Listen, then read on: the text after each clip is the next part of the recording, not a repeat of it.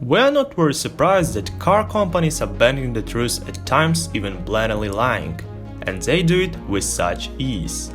There is a lot that goes into the manufacturing of a vehicle. There are also many hidden facts when it comes to the creation of them. Their commercials aren't always what they seem to be, and their features have mishaps. Not all the secrets are positive, but it's interesting to be aware of process.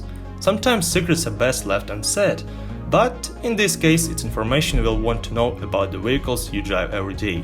Cars and transportation is something relied on in today's society. Know what's being kept from you. This will make you rethink or educate you about something you had no idea about. So, let's start.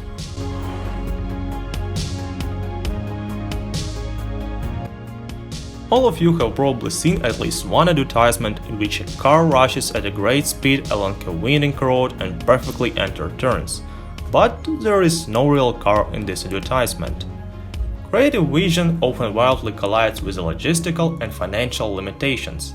On top of all of that, if the commercial is for an entirely new model of car, there is a pretty good chance the car might not technically exist at the time of filming. Even the most gifted director of our time might run into problems when filming a commercial for a car that's in another continent. London-based VFX studio thought it would be so much easier to film a car commercial without having to worry about the car being on set. For their purposes, the VFX geniuses built a rig named the Blackbird. The Blackbird is an automated chameleon that can have anything from a Mini Cooper to a Nissan over its exterior. The high-performance electrical engine allows the Blackbird to simulate the behavior of any vehicle without creating any exhaust that would need to be digitally removed later. Its length and width can be adjusted with the push of a button to fit the profile of most vehicles currently on the market.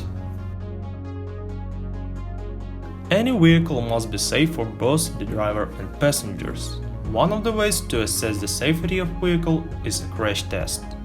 Crash tests on vehicles, besides being oddly soothing to watch, have some practical applications in the field of automotive safety. Engineers look at the data accumulating during a crash test and use it to build a safer vehicle. Crash test is how we figured out how to build cars that wouldn't explode after a minor accident. Wanting to see what kind of damage a car accident would do to a human body, engineers go to the bright idea to place cover doors in vehicles before crash testing them. Nowadays, engineers mainly use highly sophisticated crash test dummies to gauge the type of damage a passenger would receive, but there is only so much that can be learned in simulation. Human cover doors are still used in the crash tests conducted by the National Highway Traffic Safety Administration and various universities around the world. Human crash testing is how we figured out that seatbelts are a good idea. The first cover doors used for this type of testing were liberated from medical schools. Nowadays, the cover doors are treated with the utmost respect. Often, individuals volunteer their body for this type of research, which is probably the most insanely awesome thing one can do after dying. Many people like the smell of a new car, but few people think about the fact that this smell consists of isolated plastic, rubber, and other car parts. New car smell is a combination of some really scary sounding stuff like benzene, toluene, and that stuff used to embalm human corpses before burying them in an airtight container. Some environmental researchers even believe prolonged exposure to new car smell causes all sorts of long-term health problems.